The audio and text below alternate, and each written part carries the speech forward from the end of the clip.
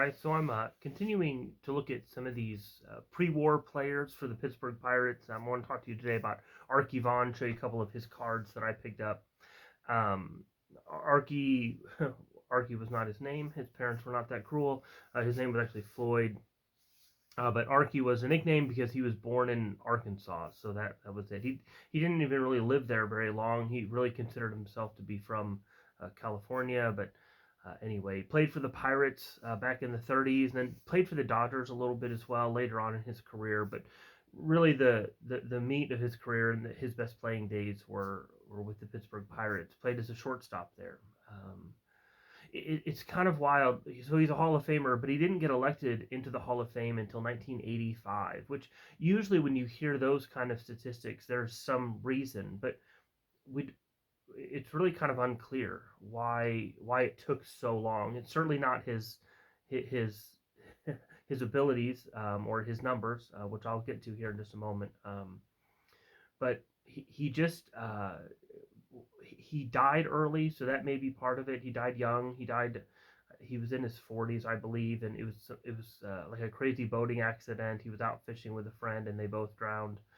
Um, and so that may have been part of it. Like, he didn't get a chance to maybe talk about his Hall of Fame credentials. I don't know.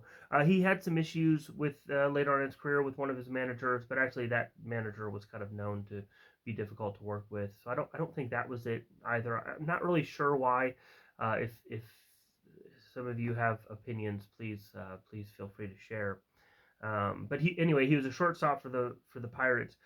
If you care about WAR, his WAR's pretty high for someone, especially for someone that waited that long. It's well over 70, 77.9, I think. But he led the league in WAR one time during his career. Like he had the highest. And if you just take shortstops, he led the league 3 times. I think he was in the top 10 all over, like, all the players, 7 or 8 times at least. But like, just kind of taking that aside, like, if you don't care about WAR, that's fine. You can look at his batting average. You can look at his his ability to get on base and to get around the bases. He led the league in triples for multiple years. He led the league in batting average for multiple years. He led the league in on base percentage. He led the league in all of these kind of important stats. He was a leader during some of his years of playing. Especially 35 was kind of his biggest year. He batted 385, and he retired at the end of his career. His average was 318. So, like, he was a good hitter. He hit over 2,000. He's over 2,100 and something, I think, hits in his career. But he played on a field that was known for not being able to. Home runs were kind of scarce, so he hit a lot of triples, and so that was kind of his thing. So he was very fast as well. So that's Arky Vaughan.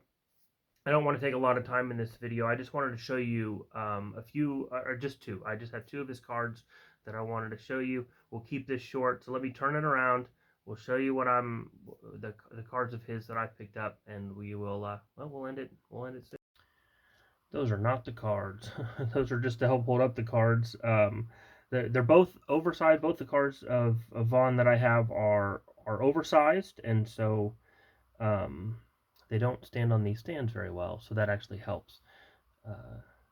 The first one is I've shown from this set before. Both of my Wayner Brothers cards were from this same set. This is the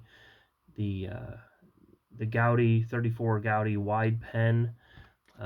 They are, of course, blank backs.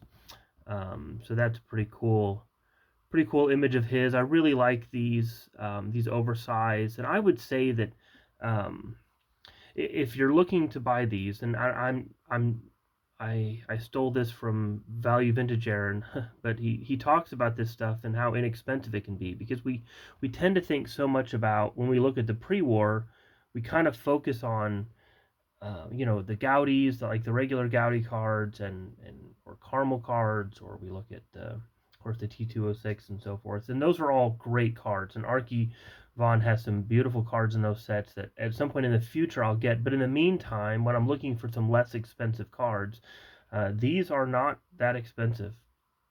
And so, so one more. This one is one I've been wanting to get. I've been wanting to get a card from this set. This is another Gaudi. This is a Gaudi Premium. And if you know the Gaudi Premium, I believe it's from 39. They have these tutorials on the back, and let me just show you. This is so great. I love these tutorials. Some of these cards I've considered picking up of players I don't so much care about, but just because I love the tutorials so much. I think they're just such a cool back to the card, so very different. But this is my Arky Vaughan Gaudi Premium. Just a great image of him. So anyway, and see, that way it'll stand. One other thing I'll say about this, I grew up collecting in the 80s and 90s, and even as I've gone into the vintage card collecting over these last little bit, I like to handle the cards. I like to kind of be able to kind of feel them and see them and smell them and all of that stuff. I like all of that which comes with card collecting. One of the things that's been really interesting to me as I've gotten into these that I just don't know. I probably should have thought of it, I suppose, or expected it, but they're so much thinner, and that's just been kind of neat to experience that. You know, I get the graded ones and getting them so that you can have them in cases and so forth, and if that's your thing, by all means do it. But one of the things I've enjoyed about getting these like this, getting them ungraded, is I'm able to handle them a little bit. I'm able to pull them out and look at them. This one, my premium came it was just kind of loose, and so I had to get a sleeve for it, and so being able to just kind of handle the card, I really enjoyed that part of the process. And as I'm getting into more and more of these sets and learning not just about the players, but learning about the different sets that they're in, it's been fun kind of learning that part of it, like what the card actually feels like in your hand. So anyway, I won't go on about that. I'm not here to push anything.